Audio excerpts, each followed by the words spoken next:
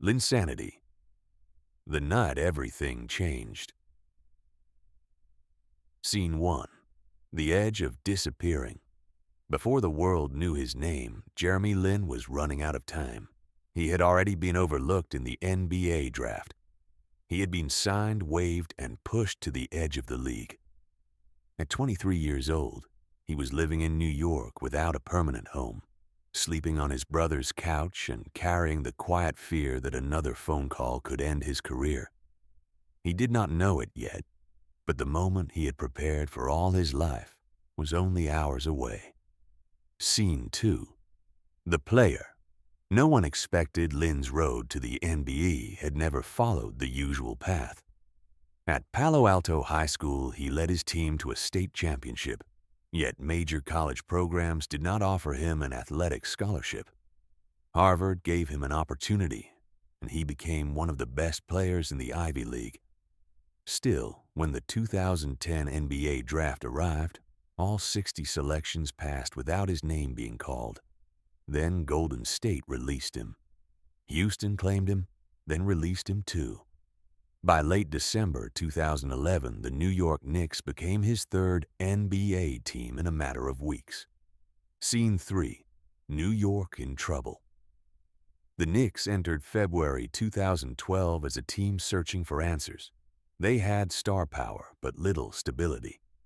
Carmelo Anthony and Amar Stoudemire carried enormous expectations, while injuries and inconsistent guard play disrupted the offense. The team had lost 11 of its previous 13 games. Madison Square Garden, normally a palace of basketball theater, had become tense and impatient. Head coach Mike D'Antoni needed someone who could push the pace, penetrate the defense, and create easy opportunities. Jeremy Lin had played only scattered minutes. He was not viewed as a savior. In fact, the Knicks were reportedly close to deciding whether they would keep him at all. But desperation can open doors that reputation keeps closed. On February 4th, D'Antoni looked down his bench and called Lin's number. Scene 4.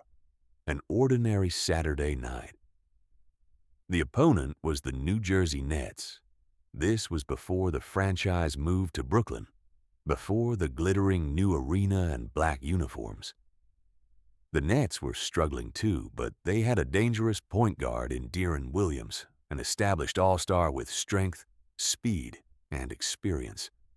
Nothing about the matchup suggested history. Lin began the night as a reserve. He was not featured in the introductions. There was no tribute video, no television special, no sense of destiny. But history rarely announces itself in advance. Sometimes it enters quietly, checks into the game from the bench, and begins with a simple dribble toward the basket. Scene 5. The first attack. When Lin stepped onto the court, he did not play cautiously. He attacked. He pushed the ball up the floor, turned the corner on defenders, and drove into the lane. His movements were direct and decisive. He used changes of speed, kept defenders off balance, and finished near the rim. He was not waiting for the game to come to him. He was forcing the game to respond to him. A layup brought applause. Another drive raised the volume. A quick pass created an open shot for a teammate. The Knicks' offense, stagnant for much of the season, suddenly began to breathe. Scene 6. Playing without fear. The Nets tried to contain Lin by cutting off the lane. He adjusted. When defenders stepped toward him, he found teammates. When they backed away, he attacked the space. When contact came, he absorbed it and continued toward the rim. Lin played as if the fear of being cut had temporarily disappeared. For the first time in his young NBA career, he was trusted to control the ball and make decisions possession after possession. The pressure that might have paralyzed another player seemed to sharpen him. Every successful drive added confidence. Every assist built trust. The game was beginning to reveal a version of Jeremy Lin that the NBA had not yet seen. Scene 7. A connection with the crowd.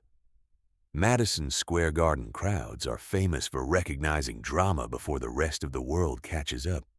The audience began leaning into every possession. When Lin picked up speed, a murmur moved through the building. When he reached the rim, the murmur became a roar. Fans who had arrived barely knowing his name were suddenly watching him with anticipation. The cameras captured only the plays, but the true drama unfolded in the emotions of teammates, coaches, opponents, and fans. Every possession added another layer to an unforgettable underdog story. Looking back, each moment seems inevitable. Yet at the time, no one knew they were witnessing the beginning of one of basketball's most celebrated runs. For that one night, possibility was becoming visible in real time.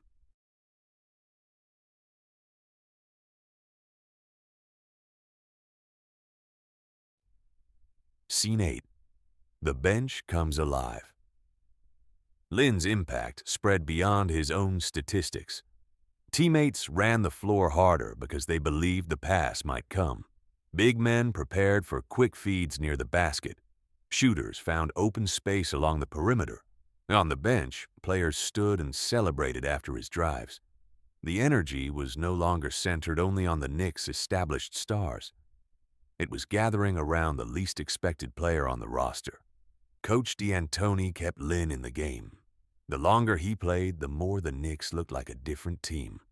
Scene 9.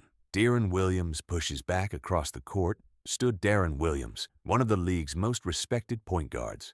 Williams was stronger, more experienced, and already proven at the highest level. The contrast between the two guards made the unfolding story even more dramatic. The Nets did not simply surrender. Williams attacked, created shots, and tried to restore control. Each time New Jersey threatened to take command, Lin answered with another aggressive possession. The unknown guard was not merely surviving. He was matching the intensity of an all-star and beginning to dictate the rhythm of the night. Scene 10. The game slows down. Great point guards often describe a moment when the game seems to slow down. For Lin, that transformation appeared to happen in front of the crowd. He began reading the defense earlier. He recognized when a screen would create a driving lane. He sensed when a help defender was about to leave a teammate open. He changed direction with patience rather than panic. Each possession became a problem, and Lin kept finding solutions. For a player whose career had been controlled by uncertainty, the ball was finally in his hands. And with each minute, the possibility of returning quietly to the bench seemed less believable. Scene 11. Halftime recognition. By halftime, the audience understood that Lin was no longer a minor part of the game. He had become the story. Television commentators began revising their expectations. Fans searched programs and roster lists. Viewers at home asked the same question across living rooms and sports bars. Who is this player? Inside the Knicks locker room, there was still work to do. The game remained competitive. Lin's early success would mean little if the team could not finish. The second half would test whether this was a brief spark or the beginning of something real. Scene 12. The second half test. New Jersey increased its attention on Lin after the break. Defenders crowded him, challenged his dribble, and tried to make every drive difficult. The physical pressure intensified. Lin responded with composure. He continued attacking gaps, but he did not force every shot. He drew defenders toward him and delivered passes at the right moment. When the lane opened, he accelerated. When it closed, he pulled the ball back and reset the offense. This balance between aggression and control was exactly what the Knicks had been missing. The crowd's excitement now carried expectation.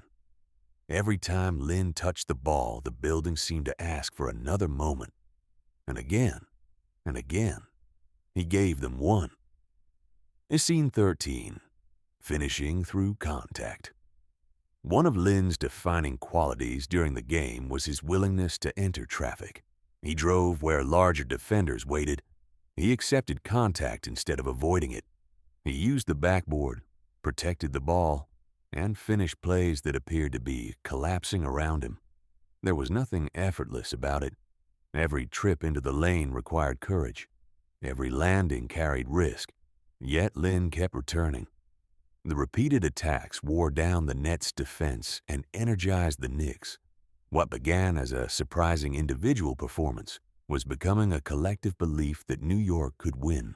The fans were no longer cheering for curiosity. They were cheering for the player they trusted most with the ball. Scene 14. The final push. As the game entered its decisive minutes, Lin remained on the floor. There was no return to the end of the bench, no surrender of responsibility. The Knicks continued placing the offense in his hands. He drove, passed, scored, and controlled the pace while the pressure increased. Each possession carried greater weight. A turnover could change the game. A missed rotation could erase the lead. Lin played through the tension with the confidence of someone who had spent years imagining this chance. A player who had been almost invisible at the start of the evening was now commanding one of basketball's brightest stages. Scene 15, 25 points. The final buzzer confirmed what the crowd had already felt. The New York Knicks defeated the New Jersey Nets 99-92. Jeremy Lin finished with 25 points, 7 assists, and 5 rebounds. He shot efficiently, attacked relentlessly, and led the team during the most important stretches of the game.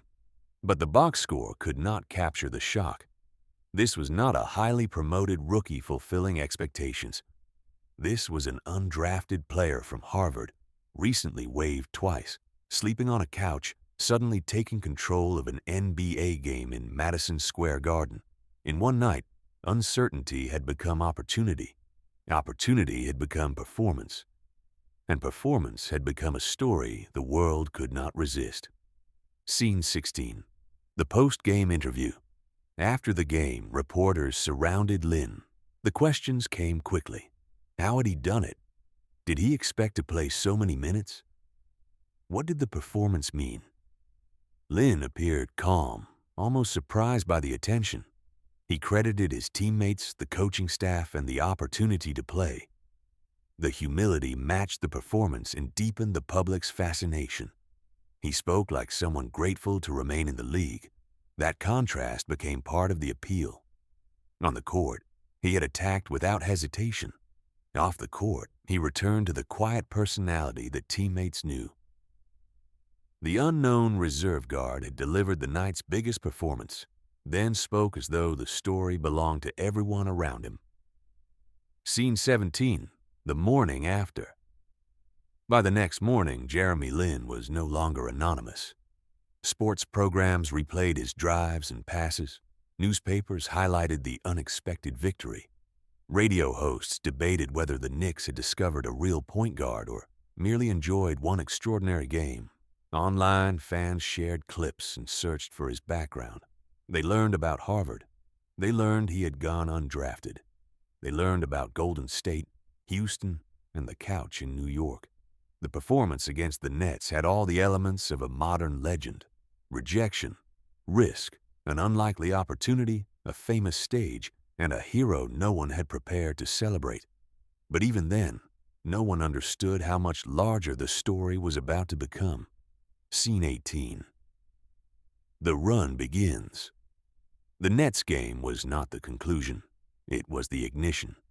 In the games that followed, Lin continued producing. He scored, assisted, led comebacks, and helped the Knicks build a winning streak. Against the Utah Jazz, he scored 28 points. Against the Washington Wizards, he delivered another strong performance. Against the Los Angeles Lakers, with Kobe Bryant in the building, Lin erupted for 38 points. Then came the dramatic, game-winning three-pointer in Toronto. Each new performance made the previous one feel less like an accident. The phenomenon received a name, Linsanity. For several unforgettable weeks, Jeremy Lin became the center of the basketball world. Scene 19, a global symbol. Linsanity expanded far beyond New York. Fans across the United States, Asia, and around the world followed every game. His jersey became one of the league's most sought-after items. Television audiences grew. Headlines crossed languages and borders. For many Asian American fans, the moment held special meaning. Professional basketball had rarely offered them a star who looked like them, shared aspects of their experience, and succeeded while confronting familiar stereotypes. Lin's rise challenged assumptions about who could become an elite basketball player. His success gave millions of people a reason to see possibility where they had previously seen exclusion. Scene 20, The Night That Remains. Linsanity did not last forever in its most explosive form, but nothing could erase February 4th, 2012. That night remains powerful because it was more than a basketball upset. It was the moment preparation met opportunity before the entire world. It showed how quickly a life can change when someone is finally trusted with a real chance. Jeremy Lin walked into Madison Square Garden as an uncertain reserve. He left with 25 points, a victory, and the first chapter of a phenomenon. The world did not know it when the game began. By the time it ended, Linsanity had been born.